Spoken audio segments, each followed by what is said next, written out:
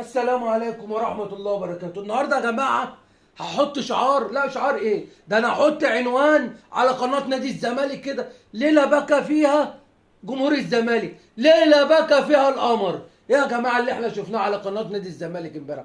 كابتن خالد البندور جايب لي كابتن أسامة حسن، لاعب كان بيلعب في انبي من 80 سنة الله يرحمه، وبيتكلم على البطولة العربية ولا بطولة أفريقيا. قاعدين يهجصوا ويتكلموا يقول لك إيه، البطولة العربية أحسن من بطولة أفريقيا. ده في عهد مين ده؟ ده في عهد الخديوي يا جماعة، وإحنا ما كناش نعرف بطولة عربية إيه اللي أحسن من أفريقيا. طب البطولة الأفريقية بطولة قارية بتأهلك يا عم البندور لكأس العالم للأندية اللي إحنا محرومين منه، اللي بيتحرم علينا، اللي بيتحرم على نادي الزمالك.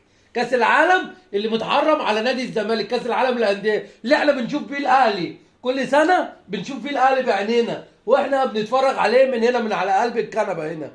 ماشي يا كابتن خالد وبطوله عربيه ايه يا كابتن خالد؟ انتوا بتسرحوا بينا. وبرده شويه يقول له ايه، فاكر يا اسامه لما رفعت الكره لسيد عبد النعيم وحطها وضيعتوا من الاهلي الدوري؟ ضيعتوا ايه؟ انت بتفتكر ايه؟ طب ما تفتكر الاهلي ضيع مننا احنا كام دوري وكام كاس.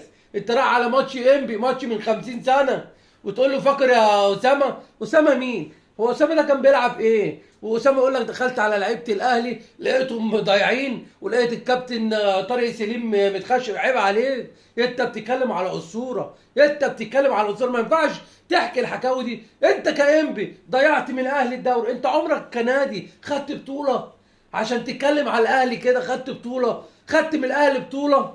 انت مجرد الاهلي كسبانك مليون مره، مباراه واحده كسبته. والكابتن خالد الغندور كأني بيحسسنا كابتن خالد الغندور اللي ده الدوري ده ضاع من الاهلي امبارح ولا السنه اللي فاتت. ده الدوري ضاع يا كابتن خالد من 50 سنه. انت سايب ناديك وبتتكلمنا على انبي من 50 سنه يا كابتن خالد. انتوا بتسرحوا بينا يا جماعه. هي دي قناه نادي الزمالك، هو ده الجديد في نادي الزمالك، الضحك على الدهون. عيني عينك. عشان كده انا بقول لك يا جماعه، انا هحط عنوان لجمهور الزمالك: ليله بكى فيها القمر، ليله بكى فيها جمهور الزمالك على اللي بيحصل على قناه نادي الزمالك.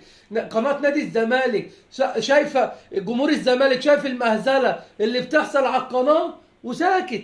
ليه؟ مفيش رد فعل من الناس. الناس خلاص زهقت. انا عارف ان في ناس كتير بيكلموني من جمهور الزمالك قالوا لي احنا ما بقيناش نتفرج على القناه عشان ما بقاش لها مصداقيه.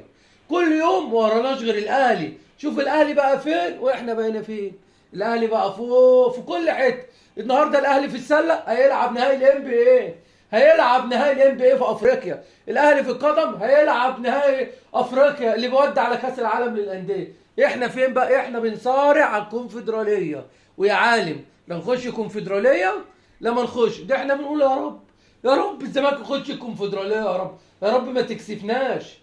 عشان خاطر جمهور الزمالك. دلوقتي احنا جمهور الزمالك بنحلم بالكونفدراليه. احنا بينا غلابه يا جماعه. احنا اي حد بيعطف علينا دلوقتي، اي حد عايز نقطه بيجي ياخدها من الزمالك. احنا ما بنبخلش على حد بحاجه في الدوري. الاسماعيلي اللي كان هيهبط خد مننا 3، الداخليه اللي بيصارع على الهبوط خد مننا، اي حد بروكسي كان هيحط علينا وخرجنا ومش عارف اقول لكم ايه. خلاص هي كده بانت يا حبيبي، بانت لبيتك يا حبيبي، بانت لبيتك. هو ده نادي الزمالك يا جماعه. فعايزكم تقولوا لنا على الجديد بقى ان شاء الله، يعني كده يعني في نهايه الحلقه بتاعت خالد البندور تقول لنا يا كابتن خالد ان شاء الله انت بكره هتتكلم على الاهلي في الحلقه الجديده، هتقول لنا ايه؟ لان احنا بقينا فاتحين قناه نادي الزمالك عشان نتكلم على الاهلي. يوم كهربا، يوم انبي ضيع الدوري من الاهلي، يوم الكابتن طارق سليم، يوم مش عارف، كل يوم بنتكلم على الاهلي. الكلام هو كاننا فاتحين قناه الزمالك عشان نتكلم على الاهلي. عشان كده احنا مش ناجحين يا جماعه. عشان كده نادي الزمالك بيضيع، نادي الزمالك ضايع يا جماعه ومحدش حاسس بينا.